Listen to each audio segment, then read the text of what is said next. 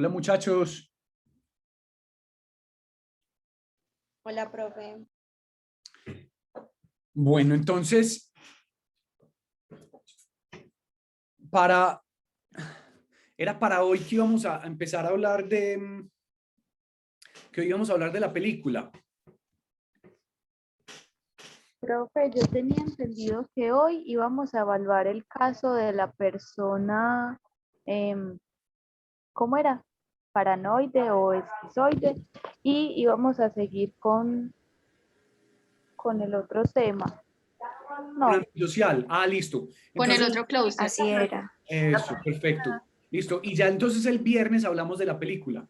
El Sí. viernes de la Sí, próxima semana. profe, así. Perfecto. Listo. Súper. Muy bien.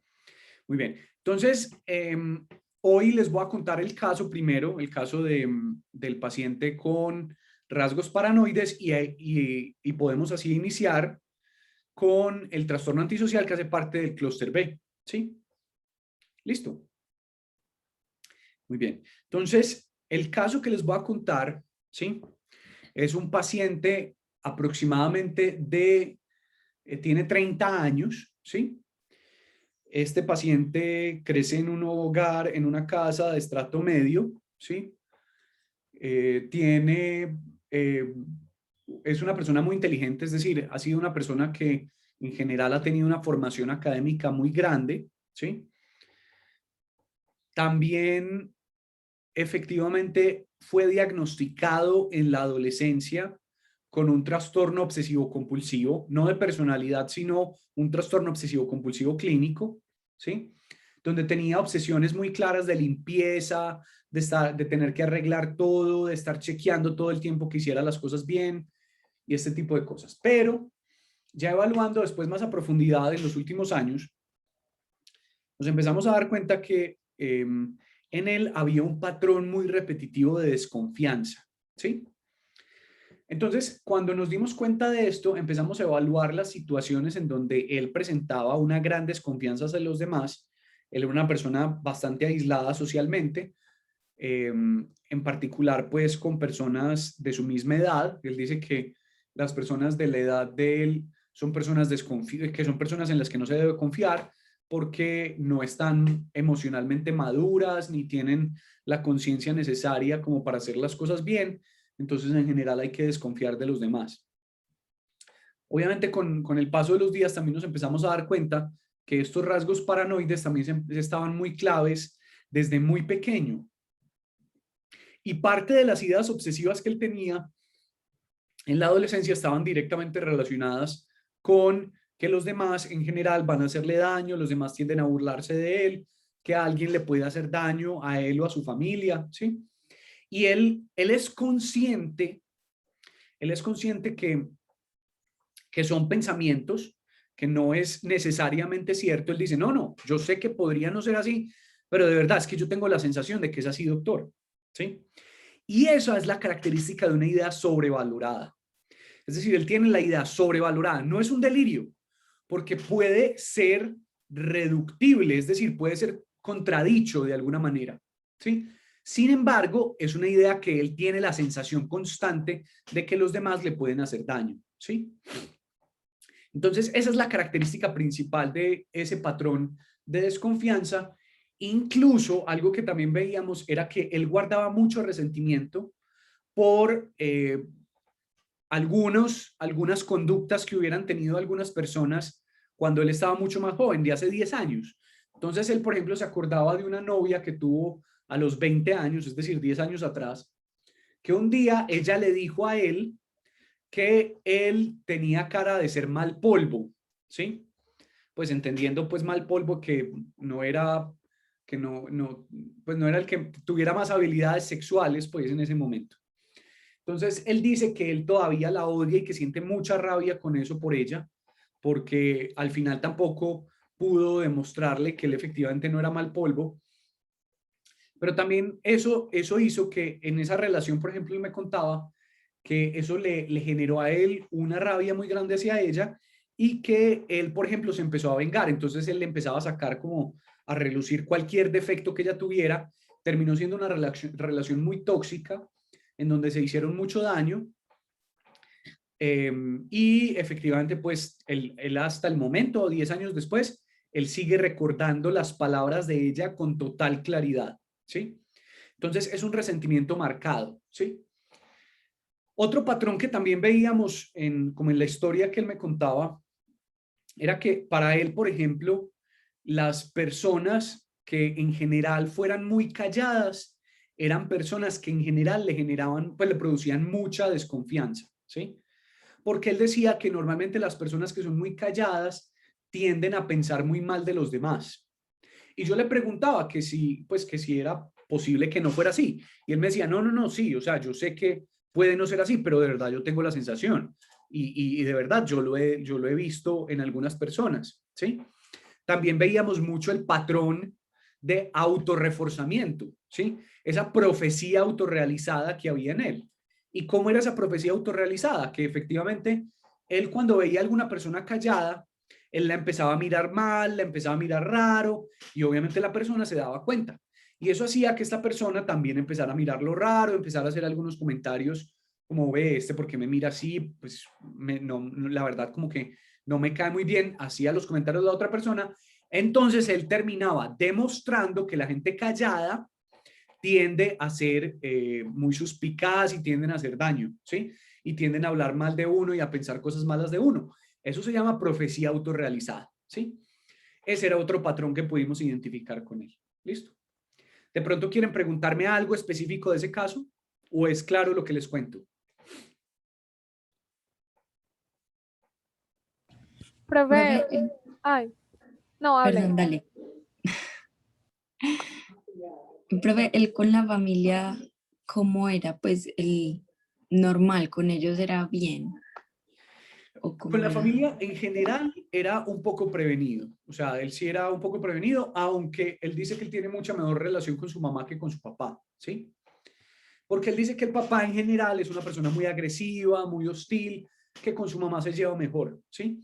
Él tiene, por ejemplo, una hermana mayor y con la hermana mayor normalmente se lleva relativamente bien, pero él me dice es que mi hermana es igual de desconfiada a mí. O sea, mi hermana y yo en general hemos sido muy desconfiados. Pero es que la verdad es que a nosotros, mi papá nos decía mucho cuando estábamos pequeños que la gente es mala, que la gente tiende a hacerle daño a uno, que uno no puede confiarse de la gente, que es mejor ser prevenido. O sea, el papá también, miren, de alguna manera, pues como que reforzaba un poco el discurso de desconfianza, ¿sí? Pero en este momento, digamos que su relación más cercana es con su mamá y con su hermana, ¿sí?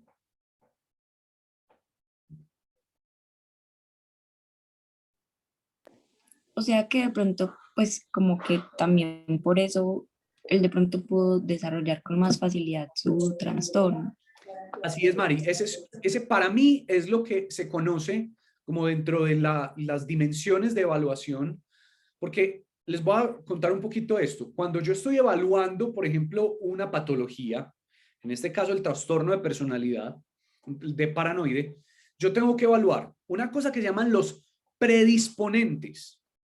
¿Qué son los predisponentes? Son todos los factores de riesgo de los primeros años de vida o algunos factores que influyan. Entonces ahí obviamente están los factores genéticos, las pautas de crianza, las relaciones con sus figuras vinculares, momentos dramáticos o difíciles, traumas vividos en la infancia, en la adolescencia. Esos son los predisponentes, es decir, como que predisponen a que esto pueda llegar a pasar, ¿sí? Esos son los predisponentes. Después están los precipitantes. ¿Los precipitantes qué son? Bueno, ya están esos predisponentes, pero ocurren una serie de eventos o de situaciones que detonan el avance más fuerte o más progresivo de la enfermedad, ¿sí? Entonces, por ejemplo, unos precipitantes en él es que él, por ejemplo, sufrió mucho de bullying en el colegio, ¿sí? En los últimos 2 años, en 10º y en 11. Él sufrió de un bullying sistemático, entonces obviamente eso le fue reforzando la idea de que los demás eran malos, después unas relaciones afectivas muy complicadas. Esos son los precipitantes, es decir, precipitaron la aparición rápida, ¿sí? Entonces, predisponentes, precipitantes. Y existen otros elementos que son los mantenedores o reforzadores, ¿sí? ¿Qué son los mantenedores o reforzadores? Es Ya una vez los precipitantes dispararon, que son también los disparadores, precipitantes o disparadores, dispararon la patología, hay cosas que los mantienen, que se mantienen reforzándose. Y ahí están, por ejemplo, las profecías autorrealizadas, ¿sí? El autorreforzamiento de la idea. También existe otro componente que son los factores protectores, que son aquellos factores que por el contrario evitarían que la patología se desarrollara o que avanzara aún más. Entonces, yo normalmente con un paciente tengo que evaluar esos 4 componentes. Predisponentes, que son las cosas del pasado que de alguna manera nos predisponen a. Precipitantes, que son los disparadores, lo que dispara la patología para que se exacerbe mucho más. Los mantenedores o reforzadores y los factores protectores que me ayudan inclusive a prevenir que pueda pasar o nos previenen que siga avanzando. ¿Son claros esos 4 conceptos, muchachos? Sí, profe. Muy bien. Profe, lo que yo iba a preguntar ahorita era cuál fue el criterio pues que él tenía como para que fuera ya un trastorno y no pues como un rasgo de la personalidad. Sí, así es, Susi, es muy buena pregunta. Y la clave está en el diagnóstico del trastorno general de la personalidad, ¿cierto? Entonces, en el trastorno general de la personalidad, acuérdense que hay varios criterios. El primero de ellos es que encontramos un patrón persistente en 2 de las 4 áreas de la función de la personalidad que generan disfunción. Entonces, en la cognición, él tiene ideas de que los demás son peligrosos, ¿sí? Entonces, en la cognición, en cuanto a lo afectivo, entonces, en este caso, él tiene sensaciones, él, por ejemplo, sufre de rabia, de culpa, también de frustración, como de enojo con los demás. Entonces, es un patrón constante. Lo otro, relaciones interpersonales muy complejas. En él, por ejemplo, hay relaciones, lo veíamos en sus relaciones afectivas, lo vemos actualmente en sus relaciones laborales, que le producen disfuncionalidad. Y por último, dificultad en el control de los impulsos. Esos son los 4 elementos del trastorno general de la personalidad. Entonces, en control de impulsos, él muchas veces, cuando tiene deseo de venganza contra alguien, él no es capaz de controlar ese impulso, aunque él sabe que no lo debería hacer. ¿Sí? Entonces, en ese, que es el criterio A del trastorno general, él cumple con los 4 inclusive, cuando en realidad solamente necesitaría 2. Otro criterio muy importante es la estabilidad del patrón, que es un patrón que ha estado presente a lo largo de su vida, más o menos desde el inicio de la edad adulta, es decir, desde los 18 años en adelante. Y miren que él tiene 30 y ha sido un patrón persistente, ¿sí? El siguiente criterio, las ideas son inflexibles, este patrón es inflexible y obviamente es difícil como tratar de desmontarlo. Entonces, hay inflexibilidad frente al patrón. Él, por más que uno muchas veces debata con diálogo socrático algunas de esas ideas, él te puede decir, no, no, yo sé que eso es verdad, pero yo sigo teniendo la sensación, ¿sí? Y es muy difícil para él debatir o flexibilizar esos pensamientos, ¿listo?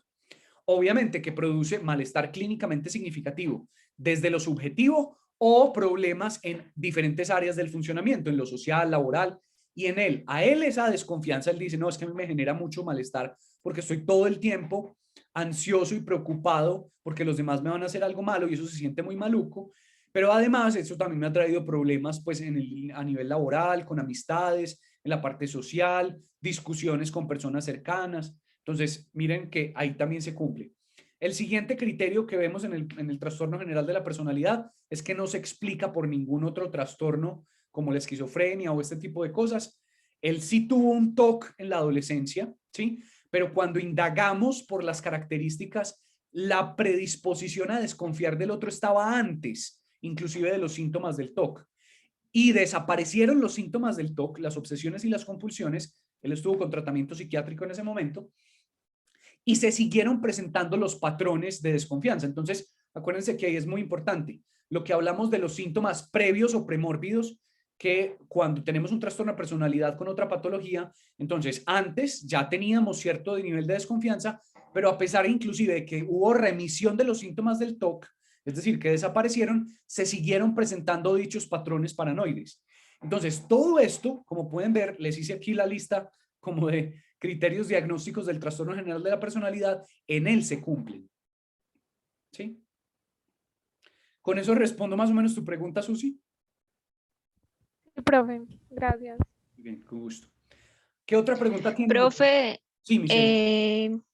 y el señor de pronto cuando pues, niñez o en la adolescencia era pues una persona Michelle, creo que callada. se te está cortando mucho. ¿Aló? ¿Me repites? Profe, no te escucho bien. ¿Tú me oyes bien ahí?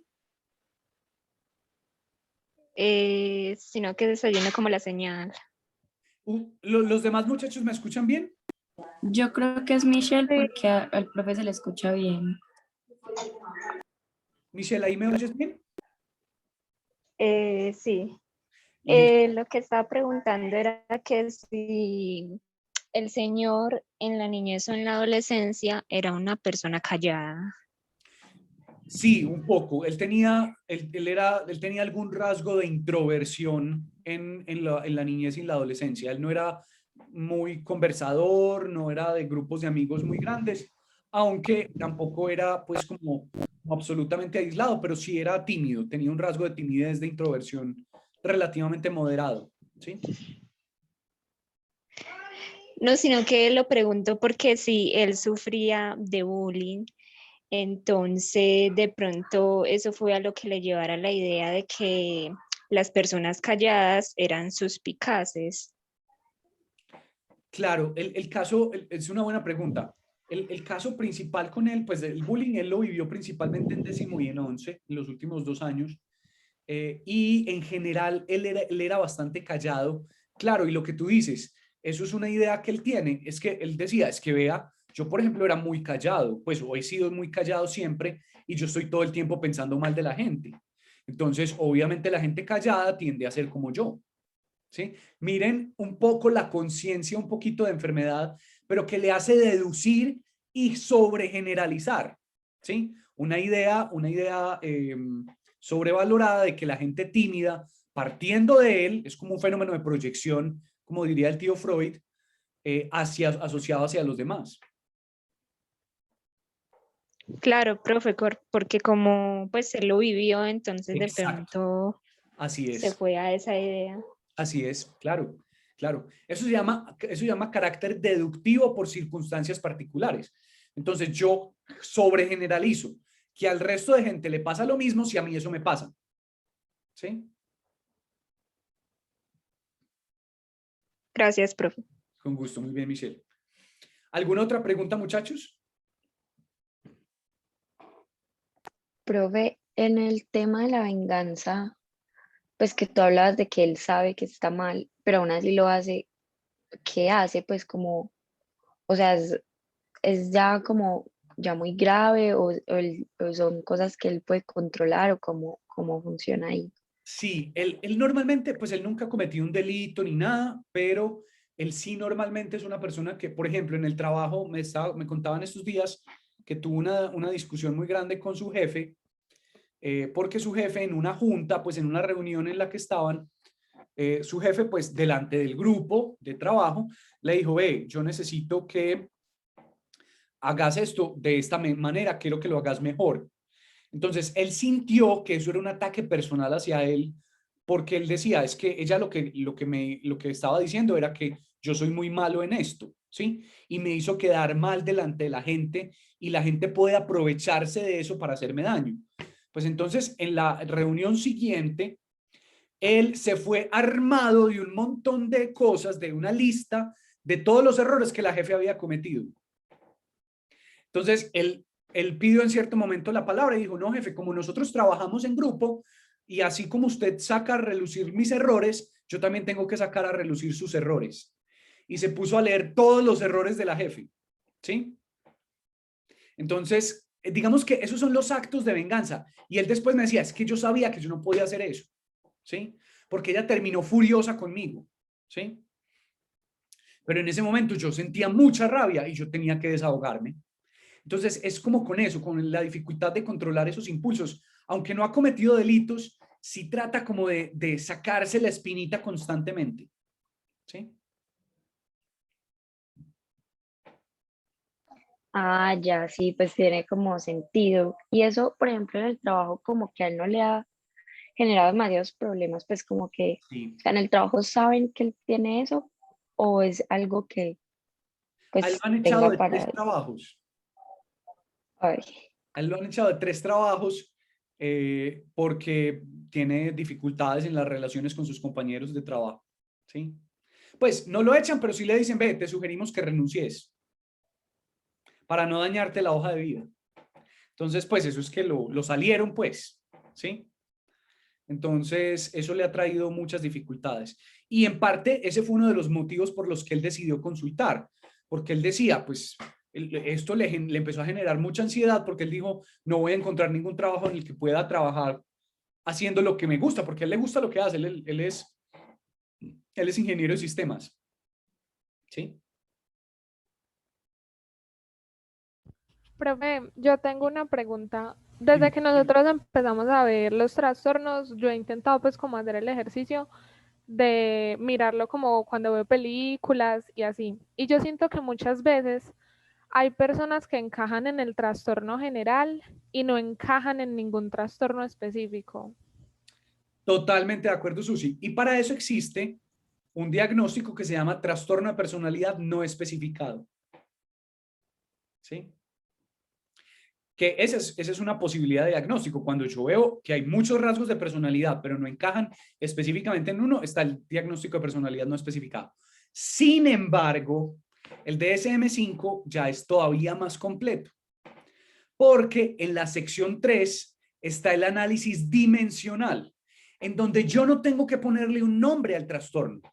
Lo que yo hago es definir como trastorno de personalidad y lo que hago es especificar los rasgos de personalidad que son disfuncionales. No en términos de obsesivo, histriónico, no. Simplemente los rasgos específicos de una prueba de personalidad que se llama el PID-5, que lo vamos a ver un poquito más adelante. Entonces habla de rasgos de antagonismo, de irresponsabilidad, bueno, de muchos autocontrol, de muchos rasgos, que lo que hago es que yo los defino, ¿sí? Y simplemente describo en cuáles de esos rasgos hay disfuncionalidad, sin tenerle que poner un título, ¿sí? Listo. Ah, listo, profe, gracias. Bien. Pero a veces sí pasa, Susi, que uno definitivamente dice, no, pues no, aquí no necesariamente está ninguno de los que Es que conozco. son muy poquitos, pues 10 es muy poquito. Sí. Lo que pasa es que sí pasa mucho, Susi, a veces es que los rasgos no son aparentes, o sea, no son fáciles de reconocer, ¿sí? Y lo que pasa es que como en las películas muchas veces y en los libros la información es limitada frente a un personaje, entonces muchas veces no alcanzamos a conocerlo, ¿sí? Pero yo sí les puedo decir, muchas veces sí por lo menos uno puede encontrar que hay algunos rasguitos obsesivos de personalidad, algunos rasguitos narcisistas, uno que otro rasgo evitativo, ¿sí? Uno puede encontrar algunos rasgos leves de varios en algunas personas, ¿sí? Pero por eso a mí me gusta más, por ejemplo, mandar un NeoPi, que es la de los 5 grandes rasgos de personalidad, que evalúa 30 rasgos de personalidad y su distribución estadística. O el PID-5, que es la prueba de los rasgos patológicos de personalidad, que utiliza el DSM-5, que digamos que es mucho más preciso a la hora de acomodar niveles de rasgos, ¿sí? Entonces, yo en eso sí prefiero ser más cuantitativo, pero igual el análisis categorial nos sirve para podernos comunicar con otros profesionales cuando hacemos una remisión, ¿sí? Muy bien. ¿Alguna otra pregunta, muchachos?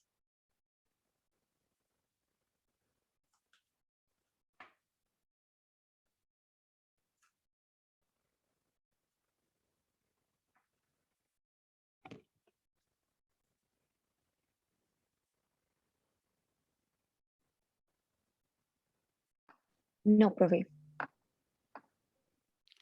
¿Está todo bien? Listo. Bueno, muy bien. Ahora Profe, entonces, sí, hola, Lore. él en la consulta, pues cuánto lleva y si se ha notado mejoría en algo o Sí, cómo ha sido. obviamente, él lleva 2 años en terapia conmigo, él lleva 2 años. Y obviamente la mejoría ha sido progresiva. Todavía sigue habiendo un nivel de desconfianza, pero por lo menos en este último trabajo no lo han echado, a pesar de haber cometido pues esta situación con su jefe, pues la última reunión. Pero bueno, por lo menos pues ahí más o menos va y se ha logrado flexibilizar. Por lo menos él dice que en cuanto al control de impulsos ha mejorado, ¿sí? Ya por lo menos la venganza no es tan común y de entrada ya no es como, ya él me dice, no, es que yo sí sigo desconfiando un poquito, pero como que no me dejo llevar necesariamente por el impulso que me produce a actuar de una manera o a responder de una manera o a saludar de ciertas maneras. Trato de controlarme mucho ya en eso. Y eso le ha terminado demostrando muchas veces, él me dice, ve, es que yo sí me he dado cuenta que cuando yo no estoy con el ceño fruncido delante de otros, sino que yo trato de abrir los ojos y medio sonreír, los otros muchas veces no me responden como yo pensaría que me iban a responder. Entonces, de alguna manera también las dinámicas sociales le han ido desmontando, eso se llaman experimentos conductuales, le han ido desmontando la creencia, pero sigue siendo bastante recurrente, ¿sí? Y en las relaciones sentimentales. Él hace más o menos 4 años no tiene ninguna relación afectiva, ¿sí? Él dice que él todavía no se siente preparado para tener una relación afectiva porque él dice que él es muy celoso y bueno, tiene sentido, ¿cierto? Entonces que él quiere aprender a manejar más los celos antes de meterse en una relación, ¿sí? Entonces él todavía en ese sentido no se ha sentido como muy abierto a la posibilidad. Pero bueno, creo que es, inclusive yo no se lo dije, pero creo que me parece razonable que aguarde un poquito, porque normalmente en las relaciones afectivas nosotros ponemos mucha carga emocional y esa carga emocional normalmente activa muchos sus esquemas de desconfianza. Entonces sería contraproducente para los logros que ha tenido hasta ahora, aunque pues si pasa tocará acompañarlo, pero pues a veces es mejor hacerle con suavidad, ¿sí? Entonces de alguna manera pues yo no lo he incentivado a buscar relaciones afectivas todavía, sino más bien como trabajar desde casos más concretos y más sencillos, ¿sí?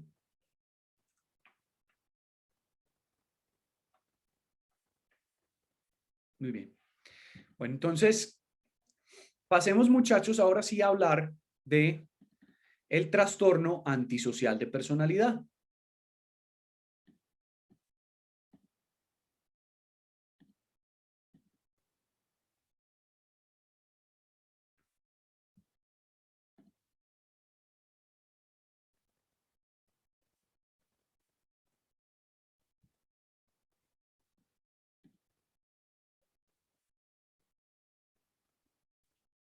¿Quedó claro, muchachos, el clúster A?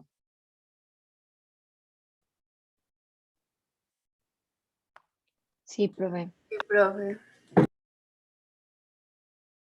O sea, que si ya alguien algún día les diría, ve, es que me diagnosticaron trastorno esquizoide, ya ustedes sabrían qué es eso.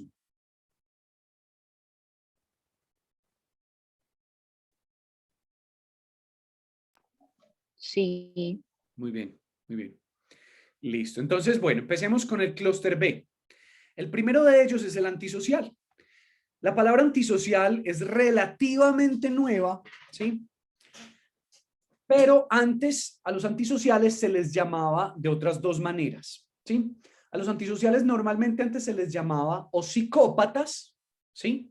O se les ha llamado psicopatía, todavía se utiliza mucho ese término, o sociópatas. ¿Cuál es la diferencia, muchachos? No sé si de pronto ustedes han oído algo entre psicopatía y sociopatía.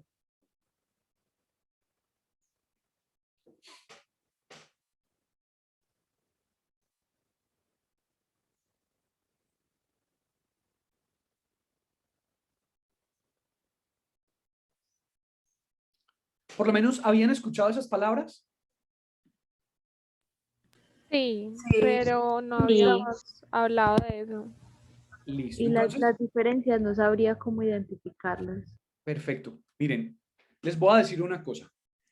Se ha tenido la creencia errónea, inclusive así se enseña en algunas facultades, pero es una creencia errónea, pero si les toca que alguien les hable en esos términos, ya saben que, pues, a qué se está refiriendo. Es la creencia errónea de que psicopatía es el antisocial que nace y sociopatía es el antisocial que se hace. ¿sí? Esa es la creencia que se ha establecido por mucho tiempo, que el psicópata el psicópata nace y el sociópata se hace, ¿sí? Sin embargo, la diferencia, muchachos, no tiene que ver con eso. La diferencia fue simplemente que dos disciplinas que en esa época, más o menos a mediados de los años del siglo XX, dos disciplinas que debían trabajar en conjunto, estaban enemistadas. Una era la psicología y la otra era la sociología, ¿sí? La psicología definió a los rasgos antisociales como rasgos psicopáticos. Y la sociología, para tratar de no utilizar los mismos términos que la psicología, simplemente a los rasgos, a los comportamientos, a las conductas antisociales, las definió sociopáticos. ¿Sí? Simplemente fue por la disciplina que los definió, pero eran los mismos rasgos. Profe, entonces designan lo mismo y utilizar ambos está bien. Exacto, utilizar cualquiera de los dos está bien, ¿sí?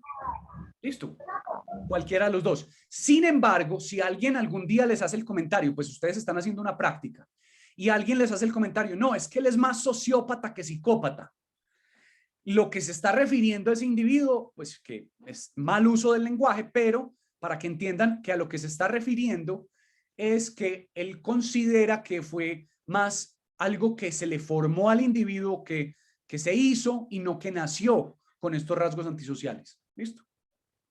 ¿Sí? Profe, Hola, Susi. pero ¿cómo vas a nacer con rasgos de la personalidad? Pues Susi, te voy a decir una cosa. Se han encontrado genes directamente relacionados con el trastorno antisocial de personalidad. ¿Sí? Es decir, ahí serían, no es que nazcas con el trastorno, pero esos son predisponentes. ¿Sí? Son predisponentes. Pero muchachos, volvemos a lo mismo que hablábamos al principio del curso. Y espero que eso les quede súper grabado. Y en eso tienes toda la razón, Susi. Uno no nace psicópata. ¿Sí? Uno puede nacer con predisponentes genéticos, pero eso junto con el ambiente se vuelve todo el cóctel perfecto para desarrollar el trastorno.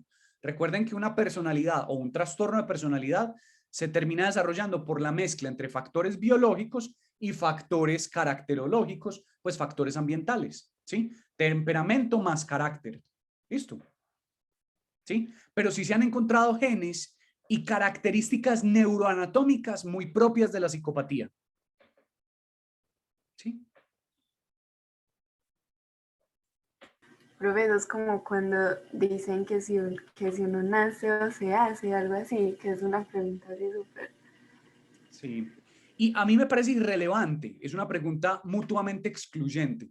Es decir, uno nace con algunas predisposiciones y tendrá otras predisposiciones ambientales que hacen que algo se forme, ¿sí? A menos pues de que tú tengas pues efectivamente un síndrome de Down. Pues en el síndrome de Down, sí, pues tú literalmente naces con el síndrome, ¿sí? No es como que se desarrolle. El síndrome es un síndrome genético, ese sí, ahí es donde siempre es muy importante algo, muchachos, y es que no podemos pensar que la genética y el medio ambiente siempre para todo son 50-50, no. Habrá algunas cosas que la genética es en un 99% y habrá otras cosas que el medio ambiente jugará otro papel importantísimo, pero siempre están los dos de alguna manera interactuando, ¿sí?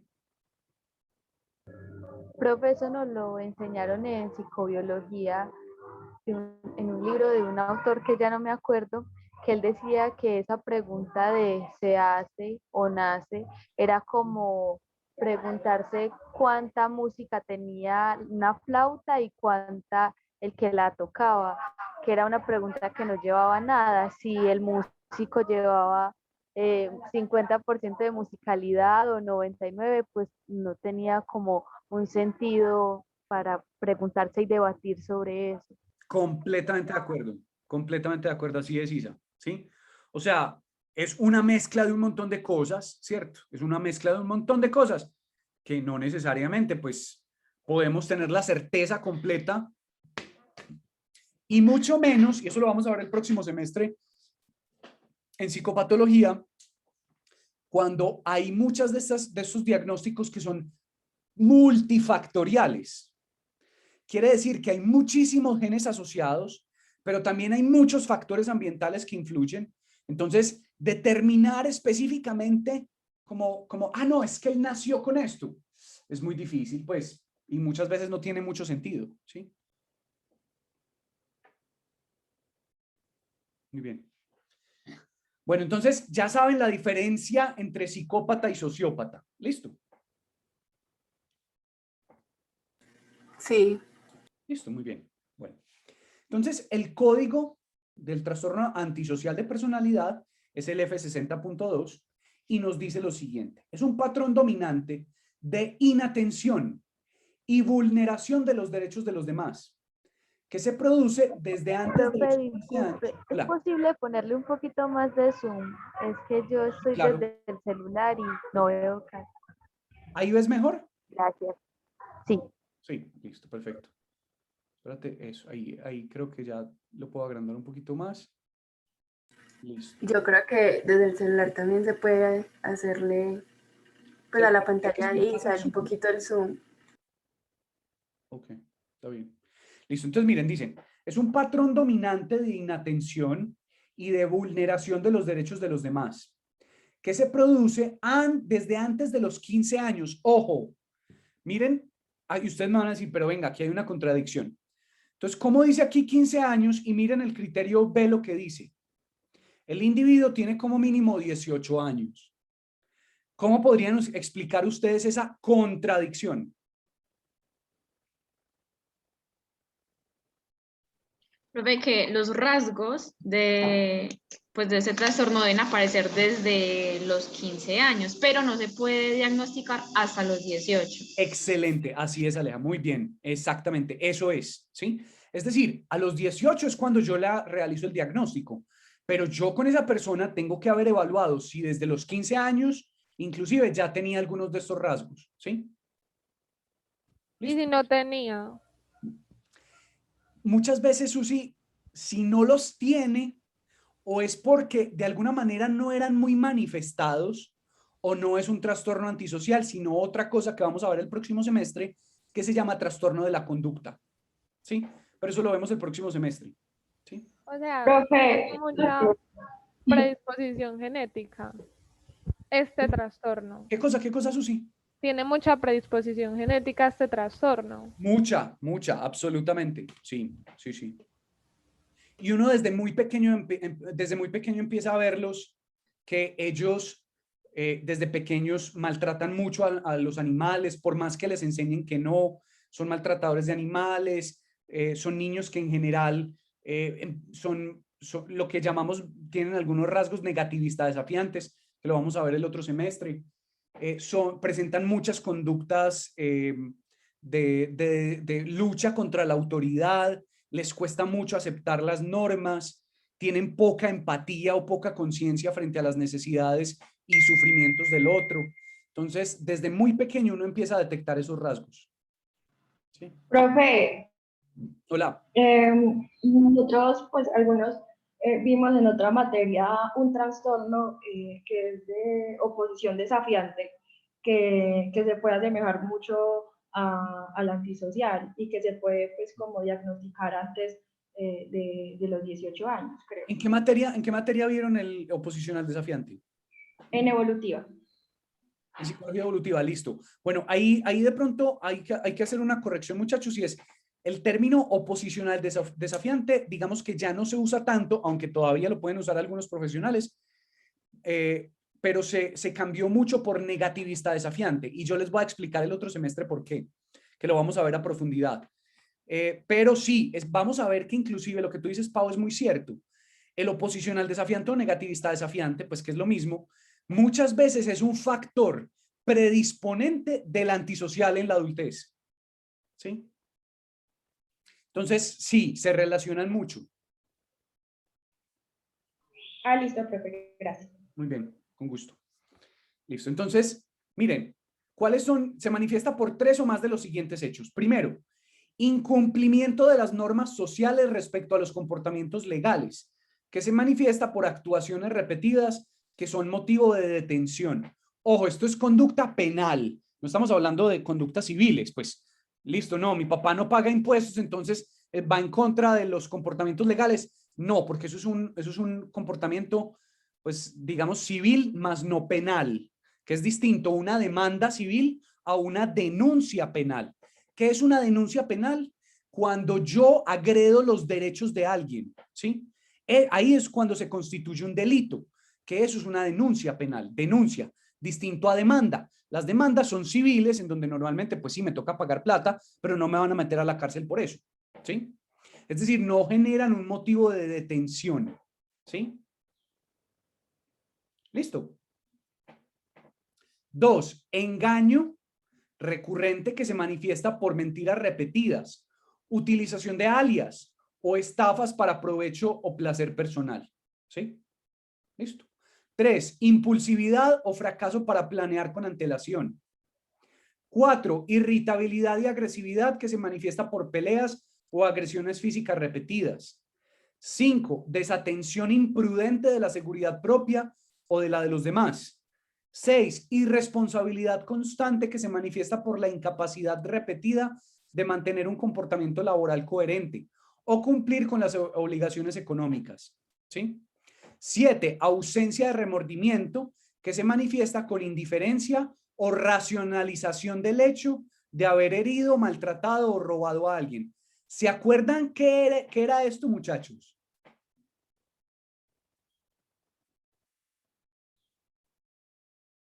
Un mecanismo de defensa. Muy bien, Susi, así es. Y es tratar de justificar racionalmente algo que hice mal o algo para no asumir muchas veces la responsabilidad particular, ¿sí?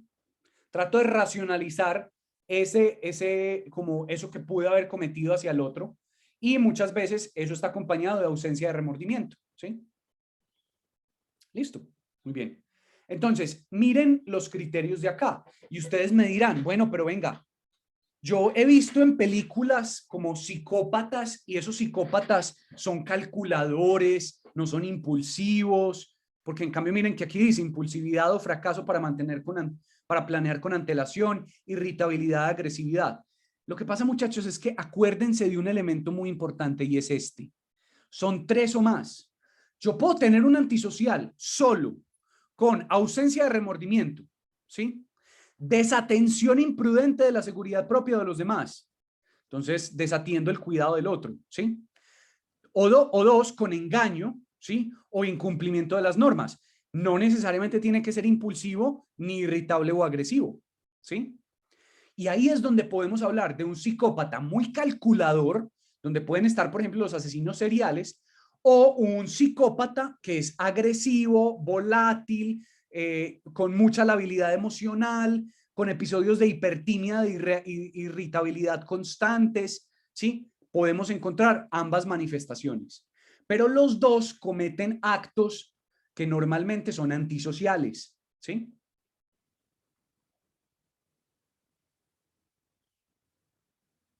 ¿Listo? Listo. ¿Es claro ese componente, muchachos? Que no todos los psicópatas o son calculadores, ni todos los psicópatas, pues, o antisociales en este caso, o sociópatas, son agresivos todo el tiempo, irritables todo el tiempo, impulsivos. No, no necesariamente, ¿sí? Por eso es que son 3 o más características. Pero vuelvo y les repito, tienen que cumplirse los criterios del trastorno general de la personalidad. ¿Listo?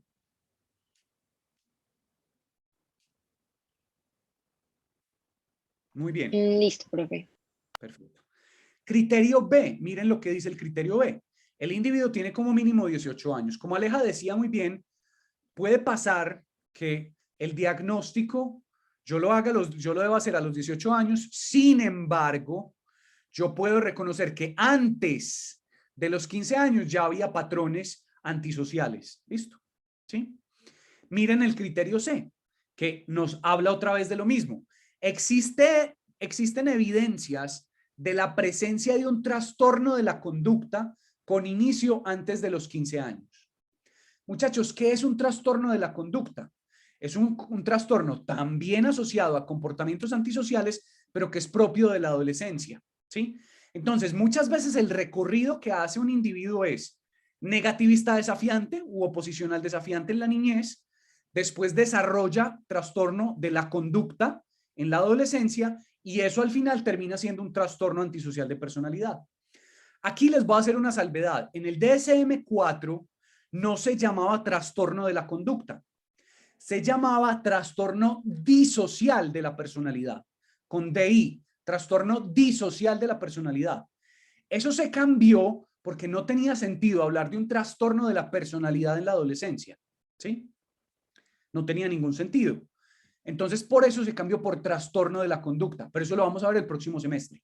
Pero ténganlo en cuenta, que muchas veces el trastorno negativista desafiante, oposicional desafiante, o el trastorno de la conducta son los predecesores, lo que llamamos, el negativista sería un predisponente y el trastorno de la conducta sería un precipitante prácticamente del trastorno antisocial.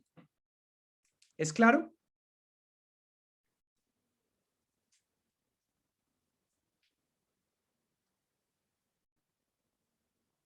Sí, profe.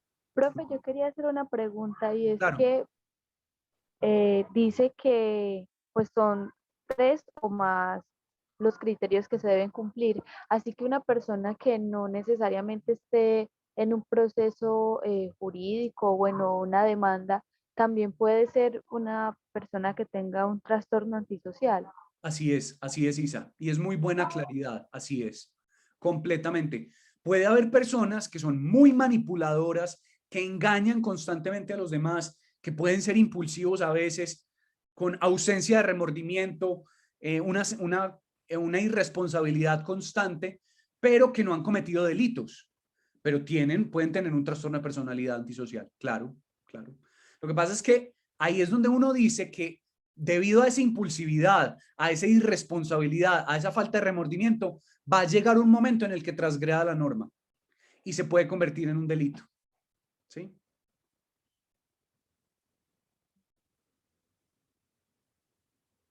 Sí, profe. Gracias. Muy bien, con mucho gusto. Aquí es importante, en cuanto a diagnóstico diferencial, el comportamiento antisocial no se produce exclusivamente en el curso de la esquizofrenia o de un trastorno bipolar. ¿Sí? Listo. Muy bien. Entonces, saber que si está activo la esquizofrenia en un delirio o en alucinaciones y la persona comete algún delito o tiene las características anteriores, es debido a la esquizofrenia y no un trastorno antisocial, aunque podría ser previo. ¿Listo?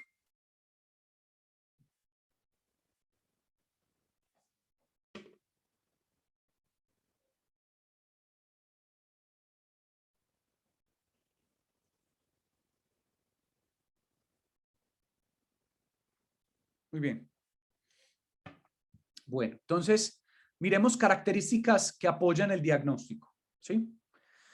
Los individuos con este trastorno con frecuencia carecen de empatía y tienden a ser crueles, cínicos, despectivos en cuanto a los sentimientos, derechos o sufrimientos de los demás. Pueden tener una concepción de sí mismos elevada, que podría a veces también estar relacionada con el trastorno narcisista, y mostrarse arrogantes. Por ejemplo, pensar que el trabajo ordinario no está a su altura o no tener una preocupación realista acerca de sus problemas actuales o de su futuro. Son absolutamente despreocupados con todo. Pues si tienen esa característica de irresponsabilidad. Y pueden ser excesivamente obstinados, seguros de sí mismos o engreídos. Además, desprenden un encanto simplista y superficial. Tienden a veces a ser como encantadores de culebras, como llaman, ¿sí? Pero en el fondo termina siendo muy simplista ese encanto, ¿sí? Con una capacidad verbal voluble y artificiosa. Entonces pueden utilizar términos técnicos o una jerga que podría impresionar a alguien que no esté familiarizado con algún tema. ¿Listo? Entonces hay mucha manipulación frente al discurso para sonar a ver, esto como el término en inglés snob, como que trata de impresionar mucho a los otros, ¿sí? La falta de empatía, por ejemplo, la concepción de sí mismo elevada y el encanto superficial son características que han sido frecuentemente incluidas en la definición del trastorno de la psicopatía, ¿sí? ¿Listo? y pueden ser particularmente distintivas del trastorno y predictivas de la reincidencia criminal en prisión o en el ámbito forense, en donde los actos delictivos son delitos, es decir, son penales, o agresivos tienden a ser inespecíficos. Pueden variar, aunque también pueden ser específicos, como en el caso de los asesinos seriales. Estos individuos también pueden ser irresponsables y explotadores en sus relaciones sexuales y de pareja, suelen tener antecedentes de muchas parejas sexuales y nunca han mantenido una relación monógama. A ver, no con esto vamos a generalizar. Ah, no, entonces yo he tenido muchas parejas sexuales, entonces soy antisocial. No, no, es simplemente usted ha tenido muchas parejas sexuales, pero el resto de cosas, usted es una persona empática, es una persona con habilidades sociales, es una persona que es responsable en términos generales. Eso no lo hace a usted un psicópata. Lo que pasa es que en los psicópatas sí puede ser muy común, ¿sí? Esta irresponsabilidad se extiende a su rol como padres, tal y como se evidencia por la malnutrición o las afecciones resultantes de la falta de una higiene mínima con sus hijos. Es decir, hay mucha negligencia por parte de los papás de estas personas, por la dependencia o de la delegación del cuidado en los vecinos o familiares que no residen en el hogar, ¿sí? Por no ocuparse de que haya un cuidador para el niño pequeño cuando el individuo está fuera de la casa, o por el despilfarro reiterado de dinero que se necesita para las necesidades del hogar. Estas personas pueden ser expulsadas de las Fuerzas Armadas, no ser autosuficientes, se empobrecen o incluso se quedan sin hogar y pasan muchos años en instituciones penitenciarias, ¿sí?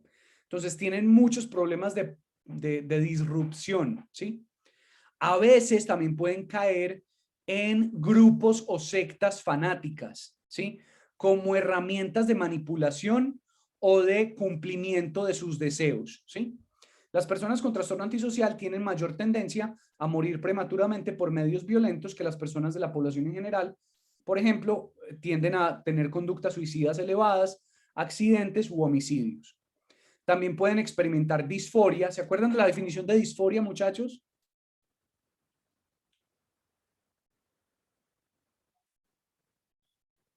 En semiología.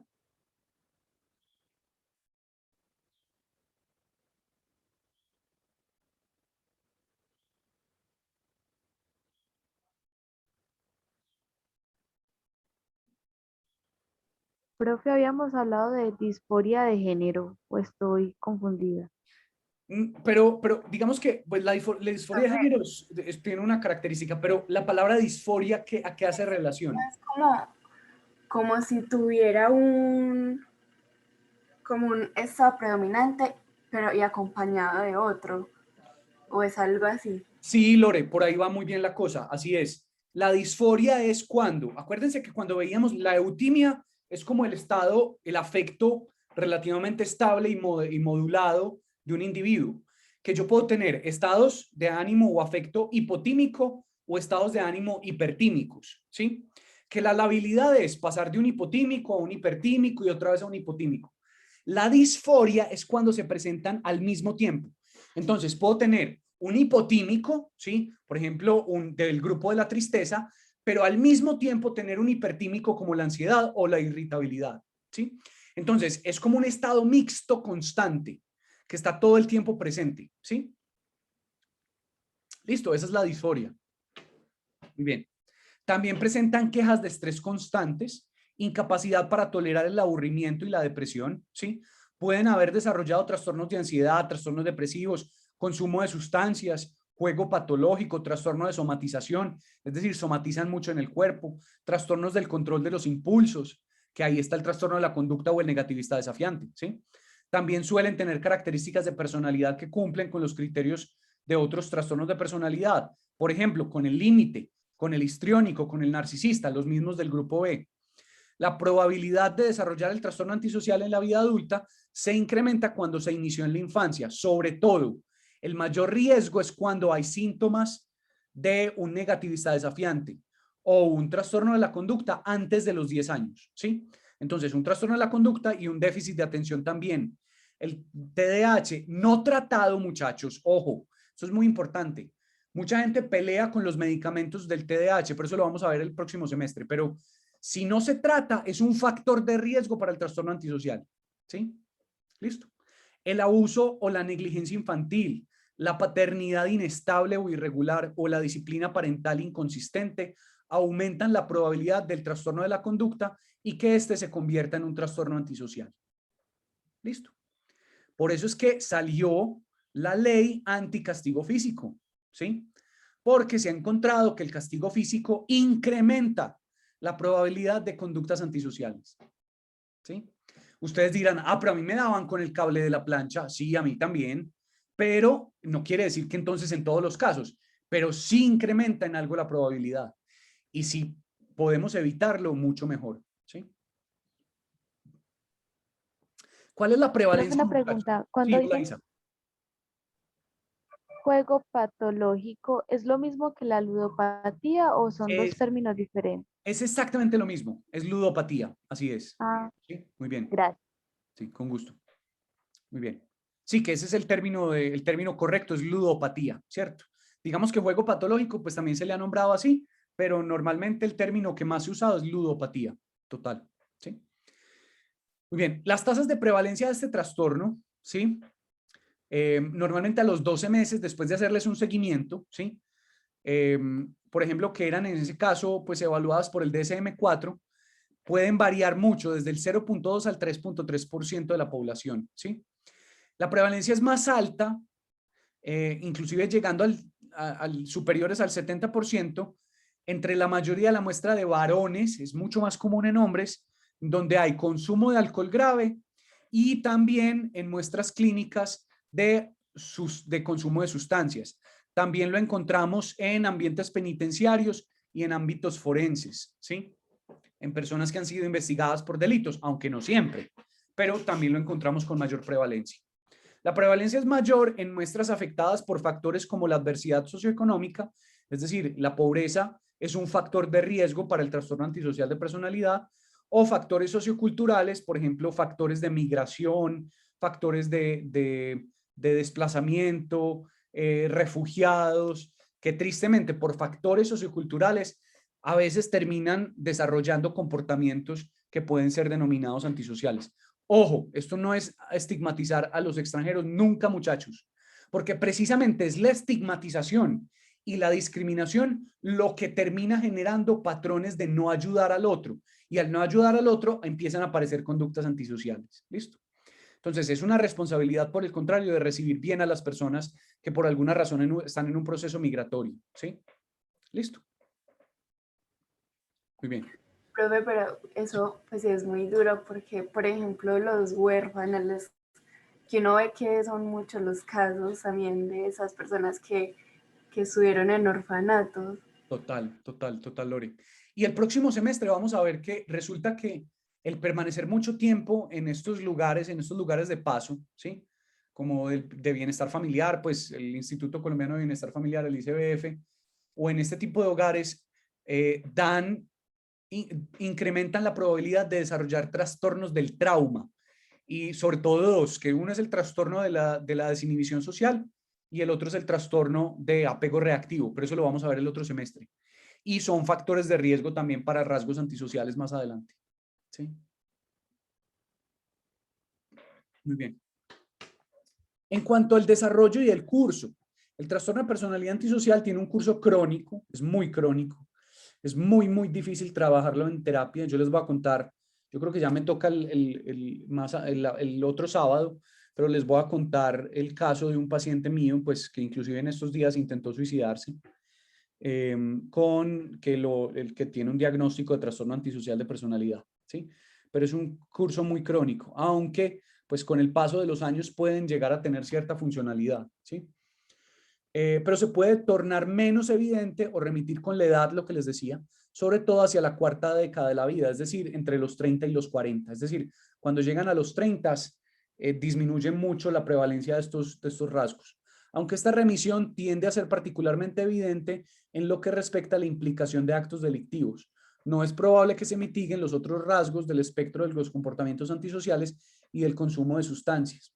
Entonces, puede seguir habiendo cierto engaño, puede seguir habiendo cierta irresponsabilidad, aunque se mitigan mucho las conductas más impulsivas o la de cometer delitos, ¿sí? Por definición, la personalidad antisocial no puede ser diagnosticada antes de los 18 años, ya lo veíamos. ¿Listo? Muy bien. ¿Vamos claros hasta ahí, muchachos? Sí, profe. ¿Alguna pregunta?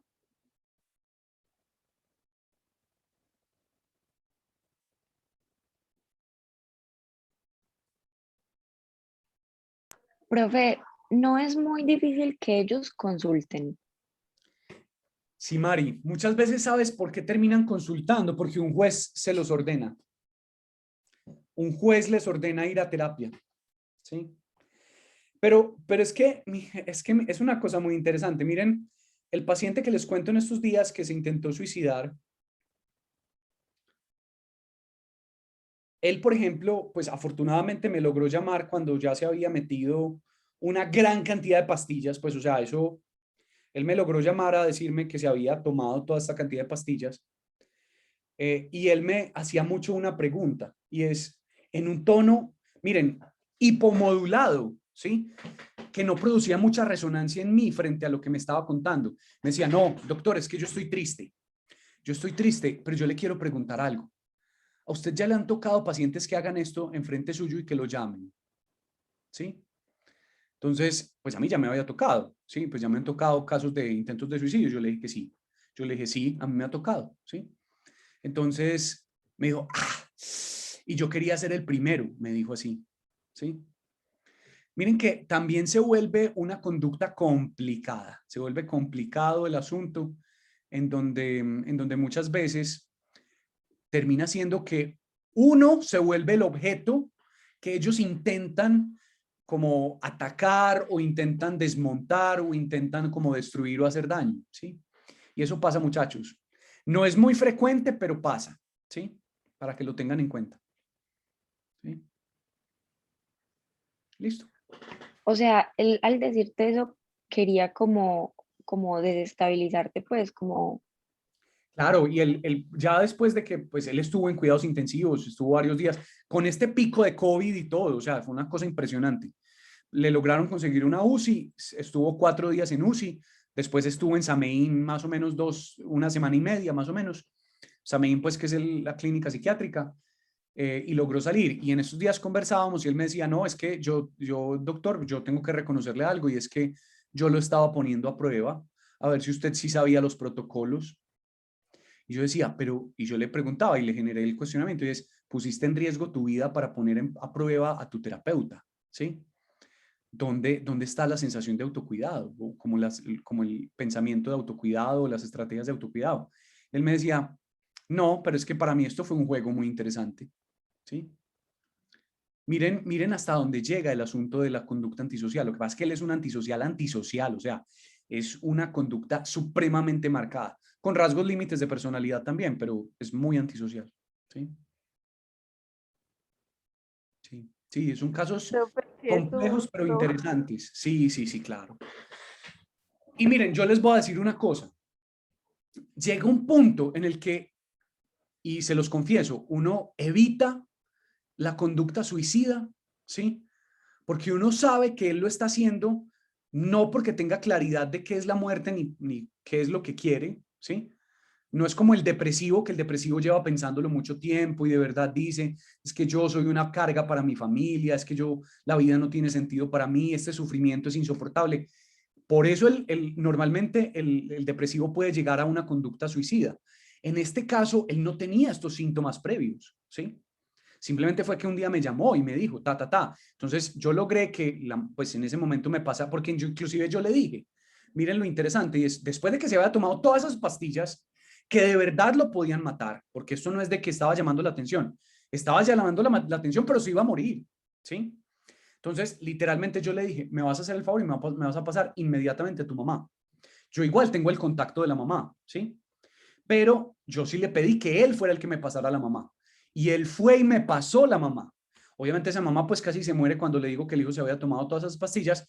Yo les dije que se fueran para un hospital de 4º nivel, en este caso el San Vicente. Se fueron para allá y obviamente pues ya llevaba un par de horas de habérselas tomado y lo tuvieron que conectar porque tenía pues la saturación en 50 y pico. Y de verdad pues estaba presentando falla renal, falla hepática, entonces lo tuvieron que conectar, lo logramos salvar, Pero yo muchas veces digo, también no es solamente para evitar la muerte de él, sino el sufrimiento de una familia, porque de verdad esa mamá pues estaba en una crisis impresionante pues y quedó muy agradecida. Quedan muy agradecidos, pero es un caso que es muy mal pronóstico, muchachos, ¿sí? Profe, y aunque pues él haga eso, obviamente uno, pues tú porque ya estás capacitado y todo, pero él se hizo eso a él para probarte, pero si luego te hace algo a ti, uno, eso pues, Sí. eso yo creo que es lo que a mí más miedo me haría de estar en esa situación. Total. Y por eso es muy importante algo. Uno tiene que saber con qué tipo de trastornos puede trabajar y con qué trastornos no, ¿sí? O sea, yo se los digo, uno casi que, por eso es muy importante la evaluación inicial, porque uno con eso dice, ve, yo con trastornos del clúster B, yo no trabajo, ¿sí? Por ejemplo, yo tengo un límite, yo no puedo estar viendo por semana más de 2 pacientes clúster B, entre límites narcisistas, antisociales o histriónicos, más de 2 no puedo, porque es muy, muy desgastante. También tengo colegas que dicen, yo solamente trabajo con trastornos de la conducta alimentaria, anorexia, bulimia, atracones de comida, rumiación de alimentación, pica, pero yo con trastornos de personalidad no trabajo. Eso es muy importante uno también conocer sus propios límites, ¿sí? Porque de verdad no es fácil en muchos casos, muchachos, ¿sí? Listo, y se vale. Profe, Y eso drena y mucho. uno, Lo remito, ¿sí? Lo remito donde un colega que sí trabaje con eso. profe, y uno cómo diferencia pues en un paciente que esté llamando la atención o no. Mira, Michelle, muchas veces en este tipo de casos, si un paciente está llamando la atención o no, no nos debe importar, ¿sí? Aquí, en este tipo de casos, lo que hay que hacer es, vea, así sea que se haya tomado 3 Dolex y con eso me diga que se intentó suicidar, a ese paciente hay que mandarlo inmediatamente por urgencias, ¿sí? Así realmente sea un medio no letal, pero hay que hacerlo. ¿Por qué? Porque ese paciente hay que activarle el sistema de la red médica hospitalaria para que se le pueda hacer un acompañamiento aún más profundo, ¿sí?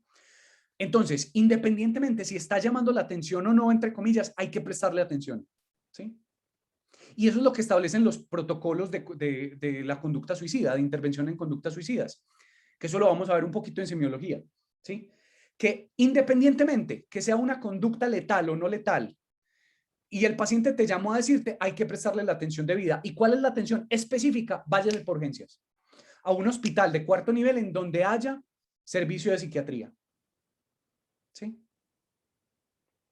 Profe, yo tengo una pregunta, pues aparte de eso, y es que el SAMEIM es el único hospital psiquiátrico que hay aquí, o es que, por ejemplo, en Sura, yo escucho mucho que mandan allá, y también pues muchos Sí. conocidos o familiares que por lo mismo de Sura siempre es en el SAMEIM.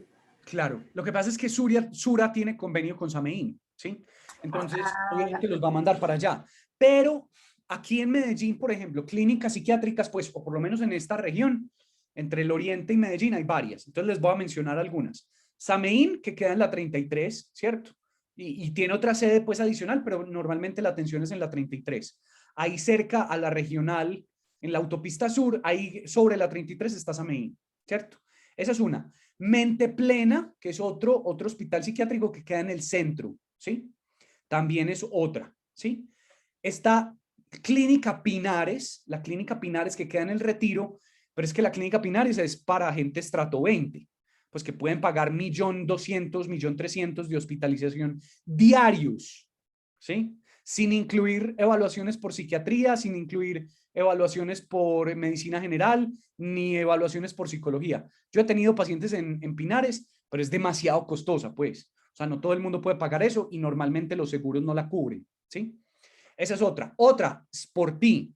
Sporty se escribe como sport en inglés, al final con una I latina, ¿sí? Que es para patología dual, es hospitalización de patología dual. ¿Qué es patología dual? Cuando tengo un diagnóstico cualquiera psiquiátrico con un diagnóstico de consumo de sustancias. Eso es patología dual. Cuando hay consumo de sustancias con otro trastorno en particular. Entonces, está Sporty para patología dual. También está Cardinal, que también es para patología dual. Sporti queda en Guarne. Cardinal queda en La Estrella, ¿sí? El Hospital San Juan de Dios de La Ceja tiene hospitalización psiquiátrica. El San Vicente Fundación, que queda pues al lado de la Universidad de Antioquia, también tiene hospitalización psiquiátrica. El Pablo Tobón Uribe también tiene hospitalización psiquiátrica. La Clínica del Rosario, pero la que queda por el Centro Comercial del Tesoro, también tiene hospitalización psiquiátrica. Otro también que queda por Belén es Carisma. Carisma también trabaja mucho con patología dual, ¿sí? Pero tiene hospitalización psiquiátrica. Esperen que se me está escapando. Ah, bueno, y obviamente el hospital mental de Bello, ¿sí?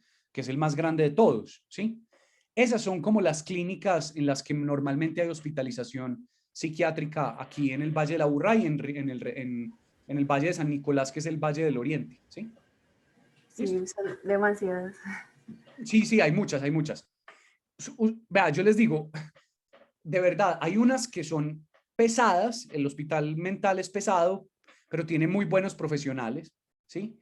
Sameín es más o menos pesadita, pero pues más o menos se logra manejar. Hay otras más pupis, Sporti, por ejemplo, ¿sí? Es un poquito más pupi, pues más pinchado, ¿sí? Y pues lo que les decía Pinares, pues, ¿sí? Pero ¿cuál es la recomendación? No es como, venga, entonces está teniendo un episodio psicótico, llévenselo para el hospital mental. No. Muchas veces, ¿cuál es la recomendación? Debe ir a un hospital de cuarto nivel, como son el San Vicente, el Pablo Tobón, ¿sí? La Clínica del Rosario del Tesoro. Se me está escapando uno. La León 13, que es la IPS universitaria, ¿sí? Es ir primero a un hospital de estos de cuarto nivel, bueno, o el Hospital General de Medellín, cualquiera de estos, y ya ellos, allá hay psiquiatría, hacen la remisión a hospitalización, ya sea en el hospital mental, o en Sameín, o en Mente Plena, ya ese se encarga de hacer la hospitalización necesaria. ¿Listo? O ya sea que un psiquiatra particular se encargue de hacer la remisión, eso también puede hacerse, ¿sí? Listo, para que más o menos tengan idea de esto cómo se maneja, ¿sí? Profe, Hola. cuando se hace terapia con una persona antisocial, ya que pues es muy probable que atente, pues sí, que agreda a otras personas, entonces cuando va a terapia no debe estar acompañado con alguien o pues qué hace uno si de pronto la persona se vuelve agresiva dentro de la consulta. Sí, por eso es muy importante en el consultorio, muchachos, tener botón de pánico. ¿Sí? Porque, bueno, a veces puede ir acompañado de alguien. A mí la verdad es que no me gusta que un antisocial vaya acompañado de alguien, se los confieso, porque la verdad desconfío de las compañías de alguien con trastorno antisocial de personalidad. Y ya son dos, y yo no quiero tener dos antisociales de pronto por ahí a la mano, ¿sí?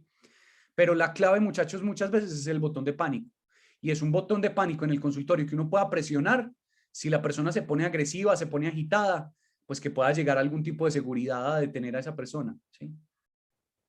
Por ejemplo, a mí me ha tocado a veces cuando voy a atender a algún paciente antisocial que sé que es de alto riesgo, yo aviso a la portería, a los guardias de seguridad del consultorio, pues de la torre, que va a venir una persona peligrosa para que estén atentos, ¿sí? Al botón.